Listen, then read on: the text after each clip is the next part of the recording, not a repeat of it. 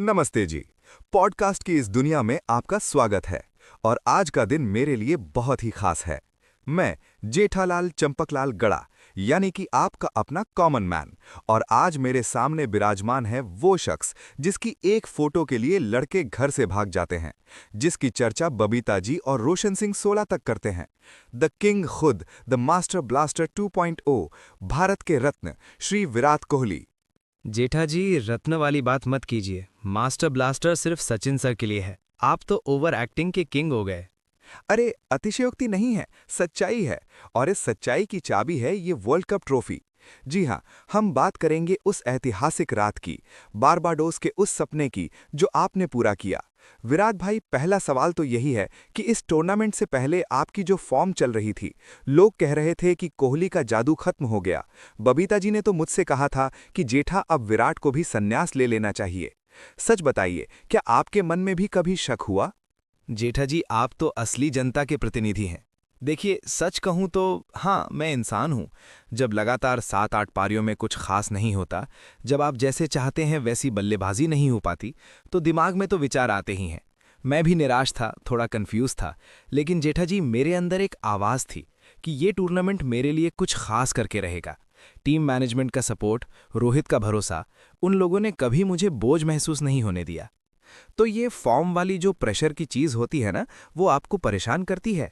मैं तो जब गोकुंद धाम में सब्जी मंडी में भाव बढ़ जाते हैं तो प्रेशर फील करता हूं। आप तो टेंशन में भी चौके लगाते हो। देखिए जेठा जी, प्रेशर तो होता है, लेकिन फाइनल के दिन सुबह उठा तो बहुत अजीब सी शांति महसूस हुई। मुझे पता था कि ये मेरा आखिरी T20 वर्ल्ड कप हो सकता है। मैंने सोचा, चाहे कुछ भी हो जाए, मैं अपनी पूरी ताकत झोंक दूंगा, भले ही मैं सिर्फ 20 रन ही क्यों ना बनाऊं। और फिर क्या हुआ, मैं वो मैच लाइव देख रहा था। टप्पू, बबीता और मेरी सास तीनों मेरे साथ थे। जब 3 विकेट जल्दी गिर गए, 34/3, तो सास जी बोली, जेठा अब तो खत्म हो गया, चले जा हवन करके आने दे। लेकिन तब आप क्रीज पर थे। उस वक्त आपने क्या सोचा? उस वक्त कुछ सोचने का वक्त नहीं था। मैंने देखा कि पिच धीमी है, गेंद स्पिन हो रही है और रुक कर आ रही है। नए बल्लेबाज के लिए आकर खेलना मुश्किल होता। मैं सिर्फ यही सोच रहा था कि एक छोर में थाम कर रखूंगा। फिर आया अक्षर पटेल का कमाल। वो जिस तरह से दबाव में खेला, 31 गेंदों में 47 रन, वो सुनहरा अध्याय था। मैं तो बस एक छोर पर था। उसने गियर बदला और रन रेट को बचाए रखा। अरे वाह! तो ये अक्षर पटेल का नाम तो आपने सुनाया, लेकिन फिर आपने भी 76 रन बनाए और टीम को 176 तक पहुंचाया। 176 साउथ अफ्रीका के सामने टारगेट। मुझे तो उस वक्त लगा कि अब मैच हमारा है। हमें भी लगा था, लेकिन हम जानते थे कि उनकी बल्लेबाजी लाइनअप बहुत गहरी है। और जब हेनरिक क्लासन ने खेलना शुरू किया, भाई साहब, वो तूफान था। हाँ, उसकी तो आंखें ही लाल हो गई थी। मैं तो डर के मारे स्क्रीन बंद करने लगा था। आप क्या कर रहे थे तब डगआउट में? मैं तो स्टेडियम में था, लेकिन दिल हाथ में लेकर बैठा था। सच कहूं तो जब क्लासन ने 18वें ओवर से पहले 50 मारे और स्कोर 150 के पार पहुंच गया, तो मुझे लगा हम हार सकते हैं। लेकिन फिर एक चमत्कार हुआ। एक नाम दिमाग में आया, जसप्रीत बुमराह। बुमराह? उसका तो नाम लेते ही बैट्समैन के पैर कांपने लगते हैं। उस मैच में उसने ऐसा क्या कर दिया था? मैंने सुना है आपने उसे वंडर ऑफ द वर्ल्ड बता दिया था। अरे जेठा जी, मैंने कहा था कि बुमराह एक जेनरेशनल गेंदबाज है। हम सब भाग्यशाली हैं कि वो हमारी टीम में है। उस रात जो उसने 18वां ओवर किया ना, भगवान गवाह है, मैं उसे सलाम करता हूं। जब सबको लगा मैच हाथ से निकल गया, उसने सिर्फ 2 रन दिए और मार्को यानसन को बोल्ड कर दिया। वो जो इनस्विंगर थी, मैं तो रिप्ले देखकर हैरान था। इसी के बाद मैंने रोहित की तरफ देखा और दोनों की आंखों में आंसू थे। वो आंसुओं वाला फोटो तो वायरल हो गया था। बबीता जी भी रो रही थी। उसके बाद तो आपका जोश देखने लायक था। जी हाँ, बुमराह के बाद आया अर्शदीप का ओवर और फिर हार्दिक पांड्या का फिनिशिंग ओवर। जेठा जी, हार्दिक की कहानी तो बहुत दिलचस्प है। 6 महीने पहले तक जिस पर सवाल उठ रहे थे, आईपीएल में जिसका दिल टूटा था, उसी ने आखिरी ओवर में वो कमाल कर दिखाया। और उस आखिरी ओवर की पहली गेंद पर तो कैच भी कमाल का था। सूर्य कुमार यादव सर जी, उसने तो जैसे हवा में उड़कर मिलर को बाहर का रास्ता दिखा दिया। वो कैच देखकर मैं चीख पड़ा था। वो कैच तो मैच टर्निंग पॉइंट था। मिलर ने उस गेंद को जोर से मारा था, चौका तो पक्का था, लेकिन सूर्या ने अपनी बॉडी को पूरा झोंक दिया। बाउंड्री के बाहर गए, गेंद को हवा में उछाला, अंदर आए और फिर उसे पकड़ा। वो एथलेटिसिज्म, वो एकाग्रता, क्या कहने। मैदान पर तो हमने एक दूसरे को गले लगा लिया। मुझे लगा ये कब अब हमसे कोई नहीं छीन सकता। और फिर वो लम्हा आया। 29 जून की रात 11 साल का इंतजार खत्म हुआ। Team India champion.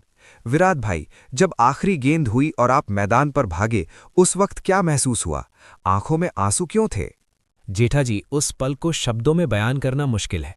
2013 के बाद से हम एक आईसीसी ट्रॉफी के लिए तरस रहे थे।